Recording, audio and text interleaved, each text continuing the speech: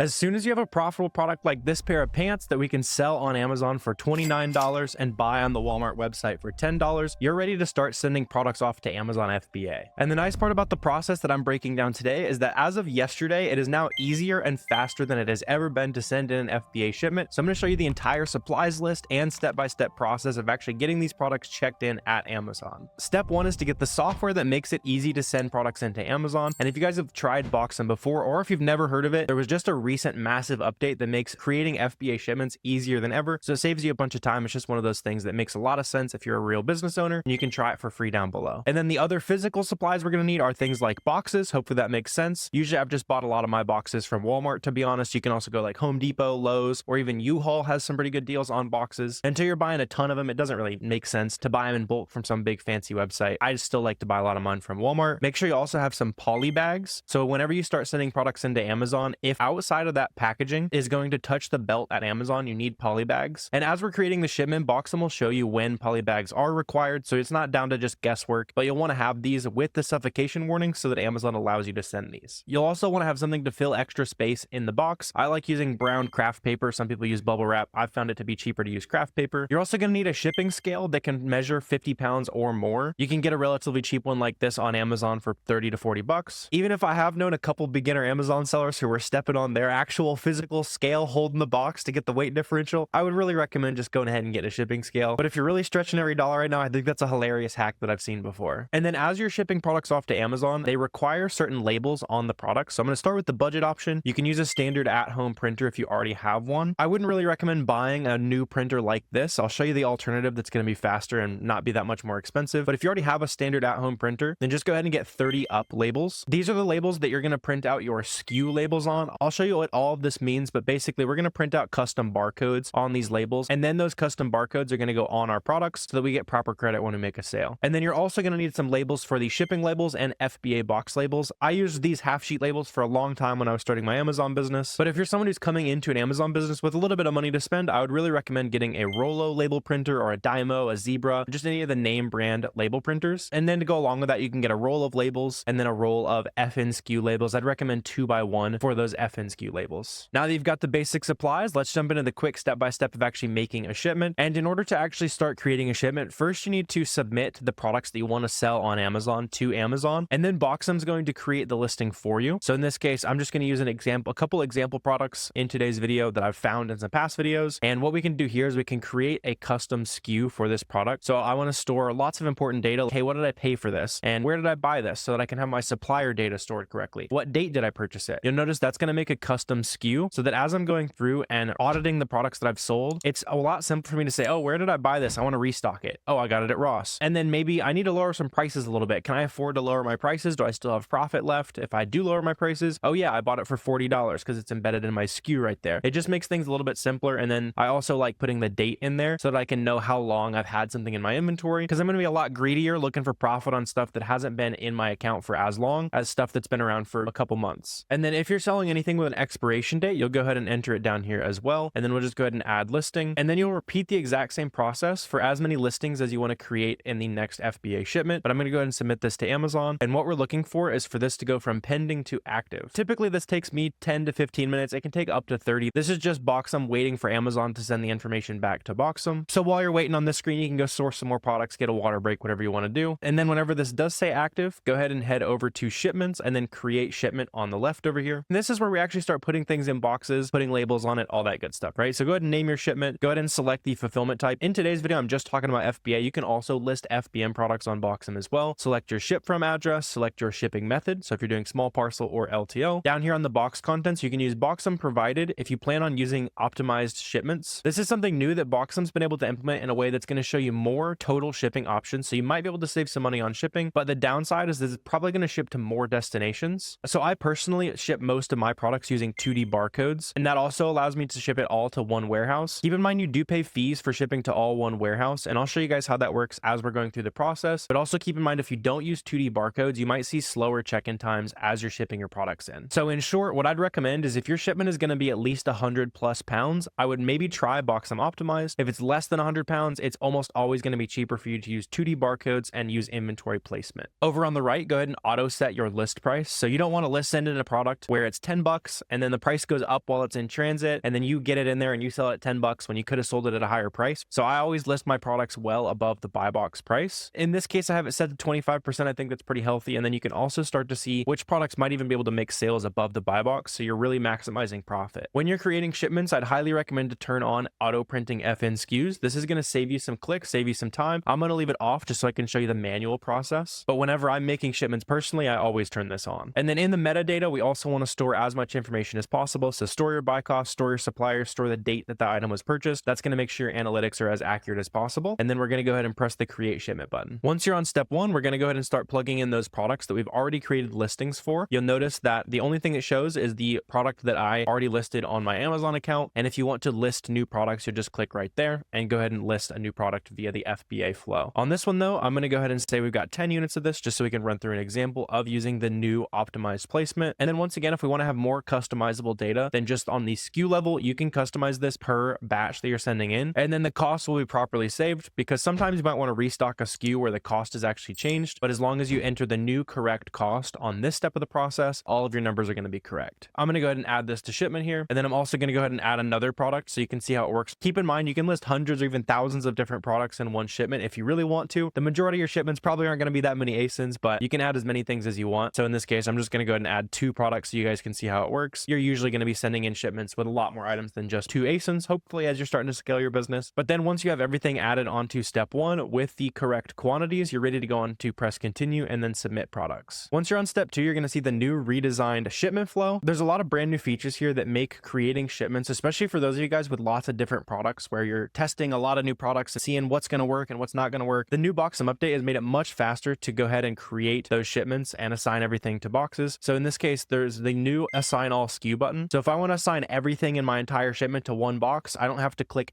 multiple buttons anymore. In this case, I could assign it all to box 1 and be done with it. What I can also do is use the bulk assign feature. This will probably make sense when you're creating shipments where you have lots of units of lots of ASINs. So we can go ahead and press continue, and then you can fill in how many units you have per box, what's in each box. Just keep in mind that this is going to create the boxes and only put the products that you say are in the box. So for example, if I say I have 5 units per box and I have 2 total boxes and those are my weights and dimensions, and I go ahead and assign that, that's going to create those 2 boxes, and it's only going to add those Pokemon toys into it. So there's multiple different ways to add products into boxes. Just keep in mind through the whole process, all you need to do is make sure that you know what's going in each box, and Boxum makes it as simple as possible to communicate that information with Amazon. In this case, I want to show you guys the new optimized placement fees. So I'm going to go ahead and create 5 identical boxes with the same dimensions, weight, and unit count, and that's going to allow me to pay no placement fees, which we'll see when we're looking at actual costs. And then the only downside to that is we have to have multiple boxes basically, right? So I'm going to go in here and I'm going to say I'm going to create 4 new boxes. I'm going to go ahead and select all of these boxes, and then I want to assign 10 of these products to 5 boxes. So I'm going to split those 10 units into all 5 boxes. Then I'm going to repeat the exact same thing for the t-shirts. So now I have 5 identical boxes with the same weights, dimensions, all that good stuff. And then keep in mind, as we are putting the box contents in on this step, we can also see all the actual prep instructions that are required. So on both of these items, we need to put an FN SKU label on it. Those are going to be those labels we were looking at earlier right here, these 2x1 labels. Or you can also use the 30 up labels if you don't have that laser printer yet. And then on the Stafford products, you can see that Boxum's letting us know that polybagging is required here. That makes total sense. We're sending in white t-shirts. You don't want those white t-shirts dragging on the belt, getting super dirty, and then you get a bunch of customer complaints when they actually arrive. If you enabled the auto print FN SKU feature when we were creating the shipment, when we added these to boxes, it'll go ahead and automatically print those SKU labels. If you didn't know, you can always go ahead and go down here and print the FN SKU labels from this page right here. I'm just going to go ahead and print one so you can see what it looks like. And then down here on my printer, it just printed out the standard FN SKU barcode. When you're printing the FN SKU barcodes, all you need to do is go to the barcode of the product that you're wanting to send into Amazon. So in this case, I'm just going to use a book that I've got as an example. And then you're just going to go ahead and take that barcode and cover up the original barcode of that product so that the only thing that the workers are going to be able to scan is your label. That way, when you make the sale, they're going to scan that label. When it checks in, they're going to scan that label, and it's going to make sure that you actually get credit with all the sale, and it's going to make sure that Amazon smoothly checks in your items. One more thing that you might find helpful in this step is if you ever need any specialized labels or anything like that, we can go to print and then go to other labels. And then if you ever need like a sold as set sticker, so if you're ever sending in a 6-pack in a box, you can print these labels out automatically through Boxum. You can print out suffocation warnings if you need to. You can print out a fragile label, and then you can also punch in any custom label text. So if there was ever a product where you need custom text on it, you can just go ahead and punch in your text, and it's going to generate that label that we can instantly print out to either the printer or your Rollo label printer. If you're going through your boxes, if you notice any issues with the weights or dimensions or anything like that, you can always press the pencil to change the sizes, or we can go to the dimensions and weight option and change them all in bulk. For example, if you realize all of your boxes are actually 1 inch bigger than you thought they were, we can change that to 11, apply to all, and now all of our boxes are resized, not having to click around to a bunch of different random stuff. Once all of your items are properly boxed in and labeled with those F and SKU labels, you'll see it all pop up nice and green here, and we're ready to go ahead and press continue and then submit this to Amazon. What that's going to do is show you the new confirm shipment page where we can see all the different shipment options. So now we can choose between 3 different warehouses if we want to send all of it to one warehouse directly. You'll notice we are paying placement fees for the ability to put it all in one shipment and be done with it. Or in this case, since we made 5 identical boxes, it's also going to allow us to be eligible to pay $0 in these placement fees since our shipment qualifies for optimized placement. In this case, it seems like it's basically the same price as shipping it all to one warehouse. Sometimes you might find it to be much cheaper to do placement. Sometimes you might find it cheaper to do optimized. In this case, I'm going to go ahead and choose the cheapest option so you can see how the optimized placement works. So we're just going to go ahead and press continue and then accept the charges. At this point, our shipment is complete, and I can go ahead and select between all of the different boxes that we've created. And we just need to go ahead and print out our UPS and FBA box labels. In this case, since we decided to ship to 5 different destinations, just make sure you print out the label for each destination. And in this case, you can see if I go ahead and print these out, it's going to show me what the FBA box label looks like. Take this FBA box label, put it on the side of the box, don't put it over the seam of the box, and then do the exact same thing with the UPS box label. And now you're ready to drop these boxes off at UPS, or you can pay UPS through a UPS account to come and pick up the boxes for you. So make sure you grab a 2-week free trial of Boxem down below so you can start using the fastest and easiest way it has ever been to ship products into Amazon FBA. Let me know if you have any questions down below. Always happy to chop it up with you guys. Go ahead and hit that subscribe button if you want to help me get a shiny 100K YouTube plaque. And then if you're really serious about getting started on Amazon, go ahead and click this video right here. It'll show you exactly how to find your next profitable product.